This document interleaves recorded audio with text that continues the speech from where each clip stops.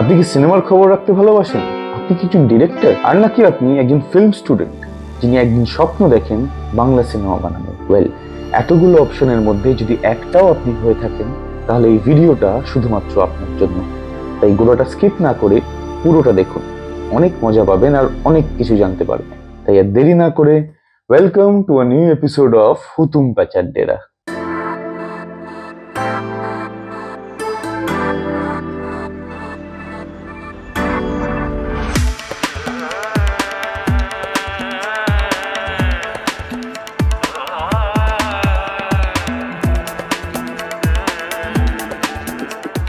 নাচ, গান, আবৃত্তি, অভিনয়, আঁকা, এই আর্ট ফর্মগুলোর একটা সুবিধা আছে, সেটা হচ্ছে এগুলো বাড়িতে থেকে প্র্যাকটিস করা যায়।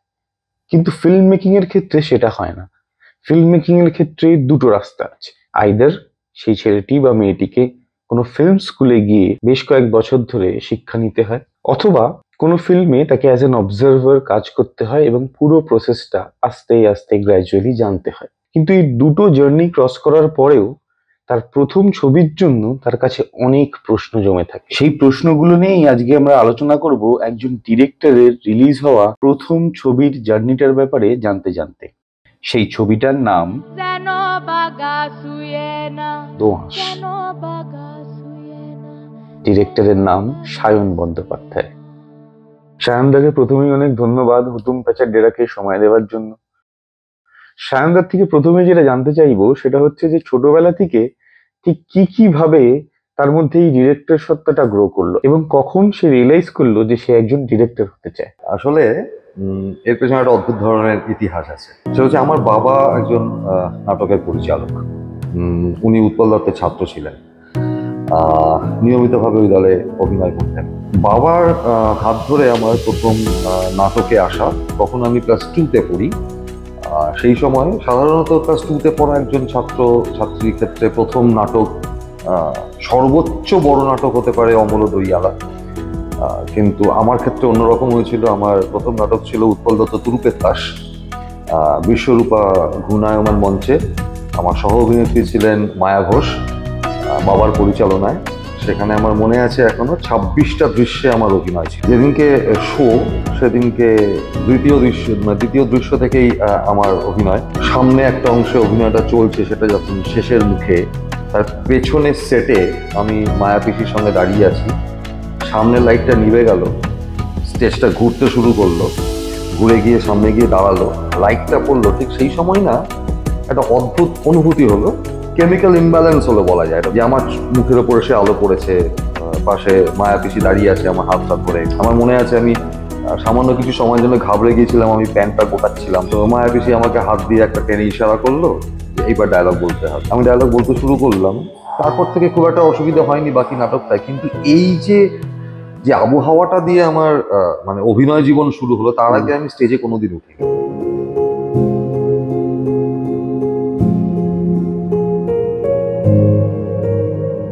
ক্লাস 6-এ এসে আমি প্রথম নাটকের পরিচালনা করি, নিজে লিখে আমার এই ক্লাসের বন্ধুদেরকে নিয়ে। ছোট্ট নাটক, 5-7 মিনিটের নাটক। তারপর থেকে এই পরিচালনা ব্যাপারটা না আমার বাবার মেজো কাকার মধ্যে, উনিও নাটকের পরিচালক ছিলেন, দিল্লিতে থাকতেন। এই পরিচালনাটা দেখতে দেখতে দেখতে দেখতে আমার ক্লাস 6, 7, 8-এ একটা মনে হলো যে বেশ মজার ব্যাপার। মজার ব্যাপার তো বুঝলাম, কিন্তু তোমার এই গল্প বলার অভ্যেসটা কবে থেকে তৈরি হলো? গল্প বলার অভ্যেসটা তৈরি হয়েছিল সেটাও একটা অদ্ভুত ভাবে। সেটা হচ্ছে যে শীতের ছুটিতে বা গরমের ছুটিতে আমি যখন বাড়িতে থাকতাম, আমি এবং আমার ভাই, আমার বাবা মা দুজনেই চাকরি করতেন, আর আমার দিদা থাকতেন আমাদের সাথে। ভাইকে প্রতিদিন দুপুরবেলা একটা করে গল্প বলতো। এইবার বই থেকে পড়া গল্প, মানে আমি যদি পড়ে পড়ে শোনাতাম, সেটা তার পছন্দ হতো না। তখন তার 4-5 বছর বয়স।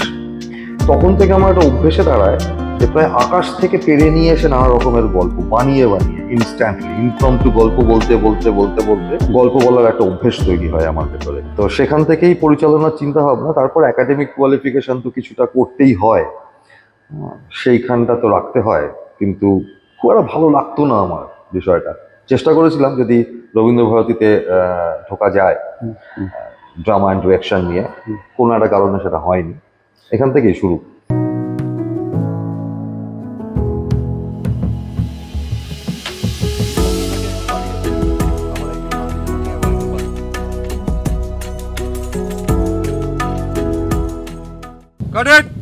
একজন ডিরেক্টর হতে গেলে তাকে মেন্টালি প্রিপেয়ার্ড হতে হয় অনেক বড় একটা স্ট্রাগলের জন্য। আমার না সবসময়কার জন্যেই একটা অদ্ভুত চিন্তা ভাবনা, আমি মায়ের কাছ থেকে হয়তো এটা শিক্ষা পেয়েছিলাম বা বাবার কাছ থেকেও শিক্ষা পেয়েছিলাম, যে কোনো রাস্তা যদি খুব বেশি স্মুথ হয় সেই রাস্তাতে দুর্ঘটনা ঘটার সম্ভাবনা বেশি থাকে। তার কারণ আমাদের পিচের রাস্তায় যেমন একটু খড়খড়ে করা হয় যাতে গাড়িটা গ্রিপ হয়। আমি যেচে বেছে নিয়েছি এই পরিচালনার জীবন, হ্যাঁ, তার কারণ আমার নির্দিষ্ট কিছু লক্ষ্য আছে। সেই লক্ষ্যগুলো পূরণ করতে গেলে তো একটু এবড়ো খেবড়ো রাস্তাতে হাঁটতেই হবে।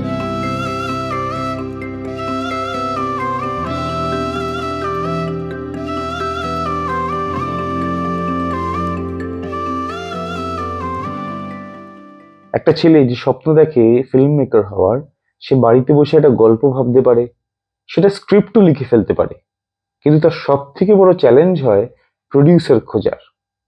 এক্ষেত্রে সায়নদা ঠিক কি কি কাজ করেছে দোআঁশের প্রডিউসার খোঁজার জন্য, অথবা একজন নতুন কেউ সে কি কি করতে পারে একটা প্রডিউসার খোঁজার জন্য। দোআঁশের ক্ষেত্রে বিষয়টা হয়েছিল যে আমরা সুন্দরবনে একটা ফিল্ম ফেস্টিভ্যাল করেছিলাম, যেটা কিনা আমাদের সংস্থা রসট্রাম তাদের ফিল্ম ফেস্টিভ্যালের পরবর্তী অধ্যায় হিসেবে ছিল, বেঙ্গল শর্টসের পার্ট হিসেবে ছিল।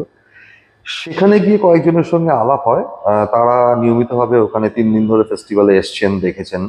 তাদের একটা বক্তব্য ছিল সুন্দরবন নিয়ে একটা সিনেমা বানানো। তারা জানতেন যে আমি বহু বছর ধরে, 7, 8, 10 বছর ধরে আমি নিয়মিতভাবে সুন্দরবনে যাই মেডিকেল ক্যাম্প করতে, ঘোরাঘুরি করতে না। আমরা প্রথমে ভেবেছিলাম যে ঠিক আছে, একটা অল্প পরিসরে, ছোট পরিসরে একটা ছবি বানাবো। মানে আমার স্বীকার করতে কোথাও অসুবিধে নেই যে আমরা একটা 45 মিনিটের ছবি বানাবো বলে প্রস্তুত হয়েছিলাম। সেই অনুযায়ী বাজেট রেডি হয়েছিল। সুন্দরবনেরই একটি ছেলে সুমিত বোস, ও এগিয়ে এসেছিল এটা প্রডিউস করার জন্য, অল্প ছোট্ট একটুখানি বাজেট নিয়ে।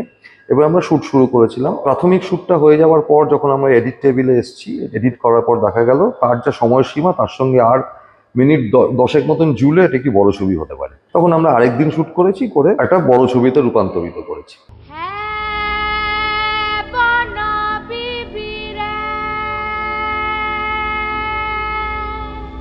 আমগো সরিত সদাই লোনা তো আসলা। এবার প্রডিউসার কি করে খুঁজে পাওয়া যায়, এইটা একটা খুব কঠিন বিষয়। মানে প্রডিউসার খুঁজে পাওয়ার না নির্দিষ্ট কোনো গ্রামার নেই, কোনো পদ্ধতি নেই। মানে ওয়ান ফাইন মর্নিং আপনি হয়তো একজনকে ফোন করলেন, বললেন যে আমার কাছে একটা গল্প আছে, আমি ছবি বানাতে চাইছি।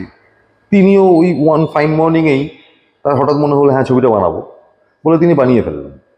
এটা ছাড়া, এই অদ্ভুত সমাপতন ছাড়া এবং অসম্ভব রকমের রেফারেন্স ছাড়া আমার মনে হয় না এখন এই মুহূর্তে দাঁড়িয়ে হঠাৎ করে প্রডিউসার পাওয়া যায়। তবে হ্যাঁ, মজোটাল এন্টারটেনমেন্টসের মতন প্রযোজনা সংস্থারা তারা নতুন ছেলেদেরকে ডাকছে।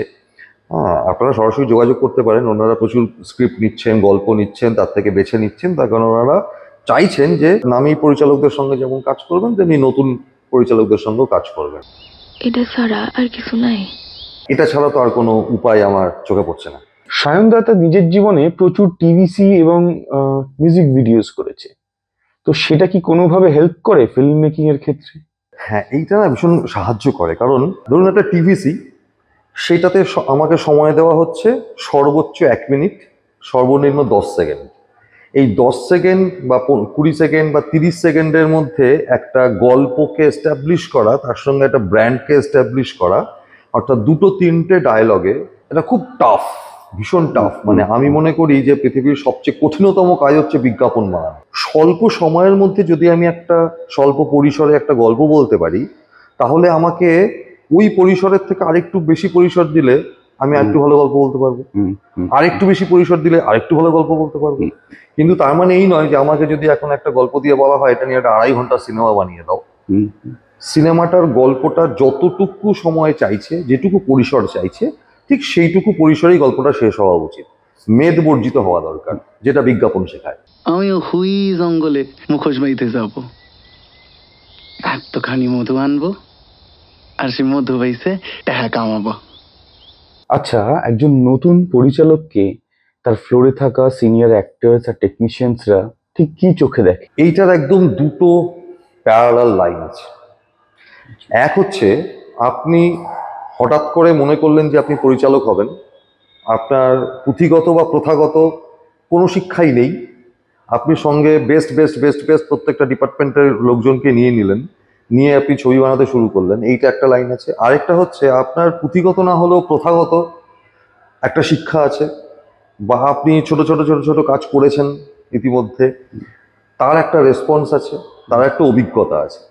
এবার আপনি যখন বড় ছবি বানাবেন, সেখানে যখন আপনার সামনে আর্টিস্টরা আসবেন, তারা কিন্তু দেখতে চাইবে যে আপনি গল্পটাকে কিভাবে বলতে চাইছেন, কতটা সুচারু রূপে আপনি সেই গল্পটাকে ক্যামেরার সামনে এক্সিকিউট করতে পারছেন, এবং শুটিংয়ের সময় আপনি ফ্লোরটাকে ঠিক কিভাবে ম্যানেজ করতে পারছেন, কতটা কন্ট্রোলে থাকছে আপনার ফ্লোরটা, এবং আপনার অভিজ্ঞতা কতটা আছে। মানে আপনার ডিওপি আপনাকে ধমকাচ্ছে কিনা, বা আপনার এডি আপনাকে ধমকাচ্ছে কিনা, বা তাদের ভাবভাবটা এরকম দেখে বোঝা যাচ্ছে যে এ তো কিছুই জানে না, পয়সা জোগাড় করে নিয়ে এসছে বলে ডিরেক্টর হয়ে গেছে। এইটা হলে কিন্তু ইউনিটি শুধু আর্টিস্ট নয়, যে ছেলেটি চা জল সাপ্লাই করে সেই প্রোডাকশন অ্যাসিস্ট্যান্টও কিন্তু আপনাকে হেও করবে। প্রত্যেকের দায়িত্বটা হাসি নিয়ে পালন করতে হবে। যখন যা কিছু প্যাক আপের পর মডেলের ফিল্ড আমাদের এখানকার যে কোনো বাংলার যে কোনো অভিনেতা নতুন পরিচালকদের ক্ষেত্রে আমার মনে হয় ভীষণভাবে হেল্পফুল যদি পরিচালক জেনে বুঝে কাজটা করতে আসেন। আর যে হাঁড়িটাতে চাক আছে ওই হাঁড়িটা তুলে বাইরের দিকে রাখবি, ঢোকার সময় ওই হাঁড়িটাকে এরকম করে ঝুমদিকে দেখাবি। বাঙালের মাতা তুমি বিপদ নাশিনী। জেনারেলি একজন ডিরেক্টরের কাছে সব থেকে ইজি উপায় হচ্ছে যে একটা এক্সপিরিয়েন্সড ইউনিট নিয়ে কাজ করার, কিন্তু দোআঁশের ক্ষেত্রে তুমি অনেককেই নতুন হিসেবে চান্স দিয়েছো। মিউজিক করেছে সুরদীপ হাজরা, আর আমাদের ডিওপি ছিল শুভজিৎ রয়। এরা নতুন, মানে এরা কিন্তু ছোট ছোট ছোট ছোট অনেক কাজ করেছে এর আগে, ঠিক আছে। সুরদীপ ও তো নিয়মিতভাবে ও মিউজিকের টিচার, ও প্রচুর গানের মিউজিক দিয়েছে, সুর দিয়েছে। ছবির ক্ষেত্রে এরা নতুন, ঠিক আছে।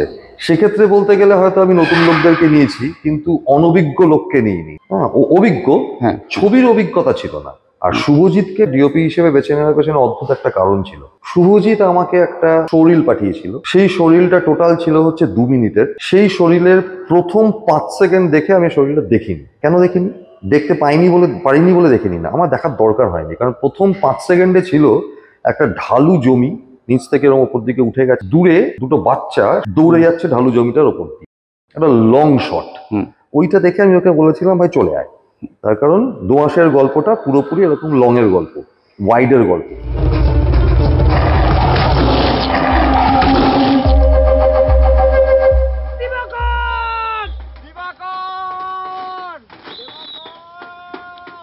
আজকে একজন অত্যন্ত এক্সপিরিয়েন্সড ডিওপিকে আমি নিতে পারতাম, তিনি হয়তো দোআঁশ যেরকম ভাবে শুট হয়েছে সেরকম ভাবে তিনি শুট করতেন, হয়তো আরো ভালো হতো বিষয়টা। কিন্তু এই যে শুভজিৎ, সুরদীপ, এদের মতন কিছু ছেলে মেয়ে কিন্তু আবারও বসে থাকতো হাপিত্তেশ করে যে একটা যদি বড় ছবি পাওয়া যায়।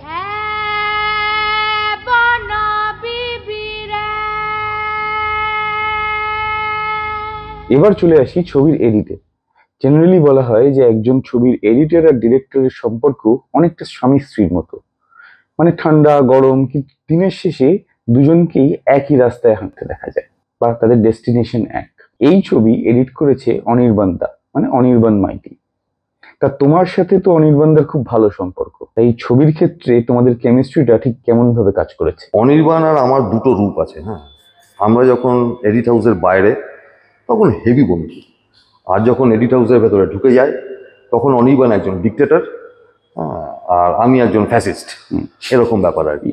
এই ছবিটাকে এডিট করার সময় যখন রাফ কাট হচ্ছে, অনির্বাণ কি করলো, ও তো ডিক্টেটর, ফলে ও জানে যে কাকে ওর কনফিডেন্সে দরকার। ও কি করলো, পিকুকে কনফিডেন্সে নিয়ে নিল, চিফ এডিকে পিকুকে কনফিডেন্সে নিয়ে আমাকে স্ট্রেট বললো তোকে না বসতে হবে না, তুই বাইরে যা, আমরা রাফ কাটটা করে নিচ্ছি, তারপর তুই আসিস।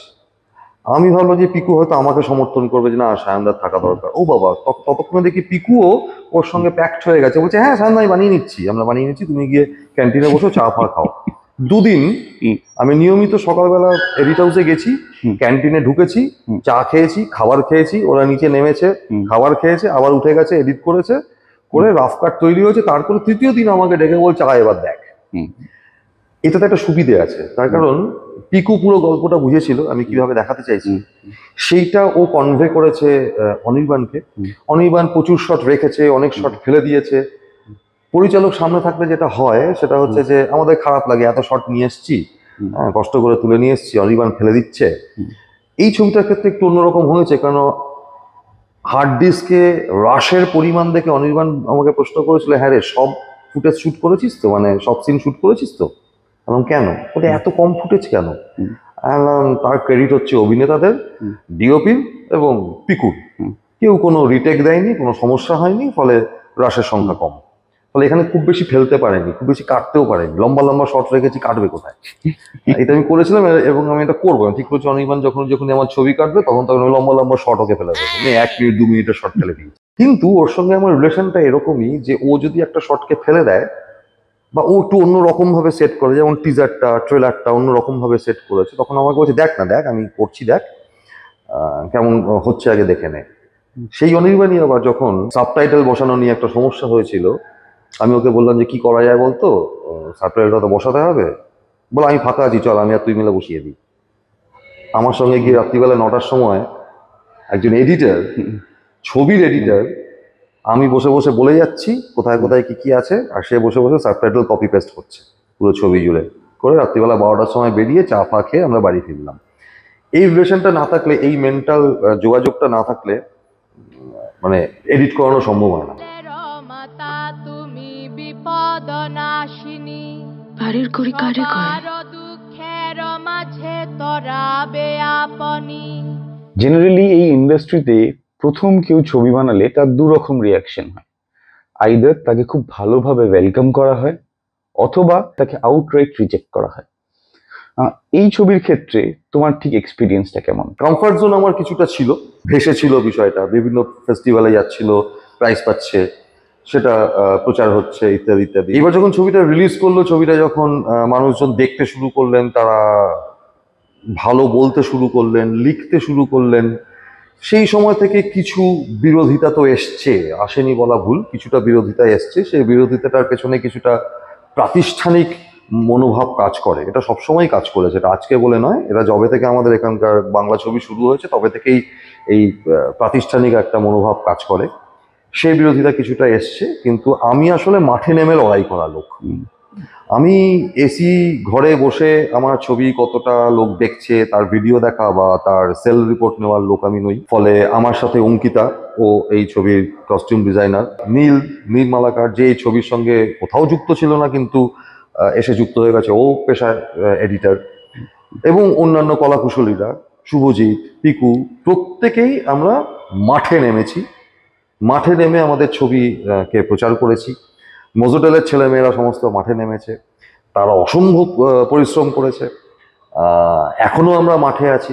হ্যাঁ, ঠিক এখানেই আসবো যে একটা ছবি তৈরি হয়, তারপর সেটাকে রিলিজ হওয়ার জন্য রেডি করা হয়, তারপর সেটা রিলিজ হয়, কিন্তু তারপরে আরেকটা বড় হার্ডল শুরু হয়, সেটা হচ্ছে ছবিটাকে টিকিয়ে রাখা। এই হলে টিকিয়ে রাখার ক্ষেত্রে আমাদের একটা যেটা সুবিধেও হয়েছে, অসুবিধাও হয়েছে। সুবিধে যেটা হয়েছে যে গল্পটা একটু অন্য রকমের গল্প, মেকিংটা অন্য রকমের মেকিং, ফলত লোকজন যারা দেখেছেন তারা নিজেরাই স্বতঃস্ফূর্তভাবে বুক মাই শোতে গিয়ে রেটিং দিয়েছেন, IMDb-তে রেটিং দিয়েছেন, এবং ফেসবুকে প্রচুর লেখালেখি করেছেন, এবং দিনের পর দিন এটা হাউসফুল গেছে।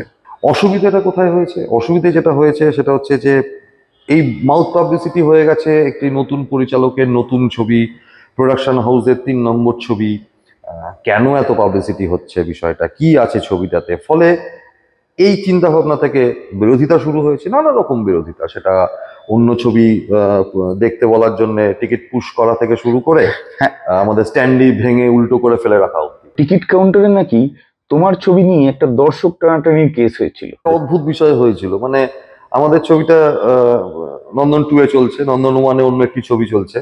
যারা গিয়ে ওখানে প্রশ্ন করছে যে 4টের সময় কি ছবি চলছে, তাকে নন্দন 2-এর ছবিটার নাম, দুমাসের নাম বলা হচ্ছে না, নন্দন 1-এর ছবিটার নাম বলা হচ্ছে।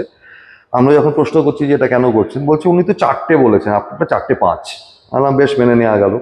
এরপরে বেশ কয়েকজন দর্শক এসে বলেছেন 4টে 4:30 নাগাদ কি ছবি চলছে এখানে, তখনও 1 নম্বর ছবির নাম বলা হচ্ছে, নন্দন 1-এর ছবির নাম বলা হচ্ছে। তখন আমরা প্রশ্ন করেছি, বলে ওটা আসলে বুঝতে পারিনি।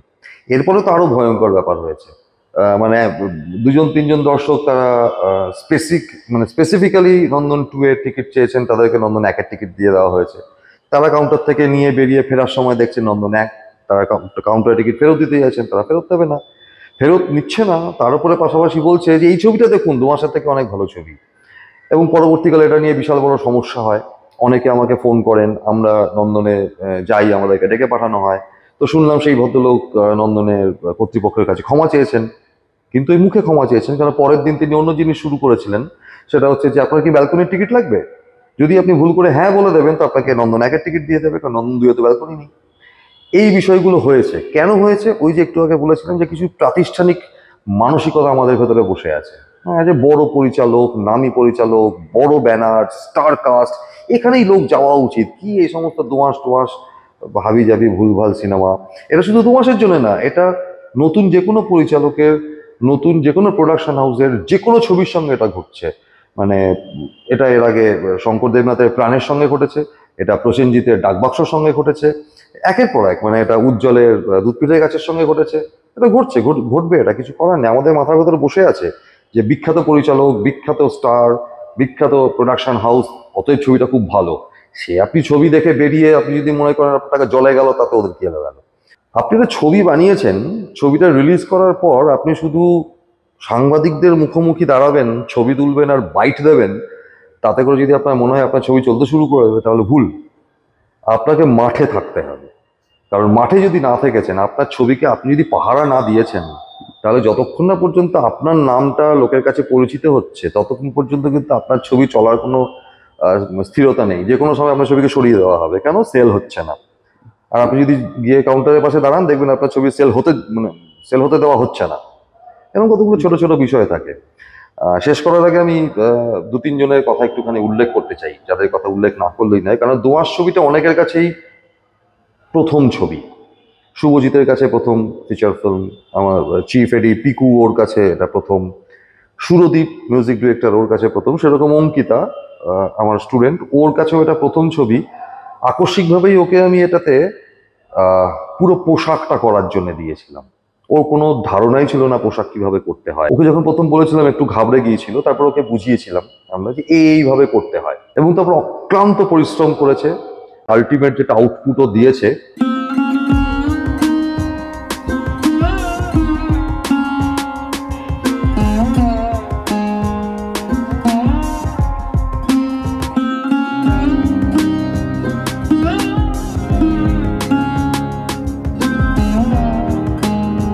এর পেছনে প্রত্যেকের অবদান আছে।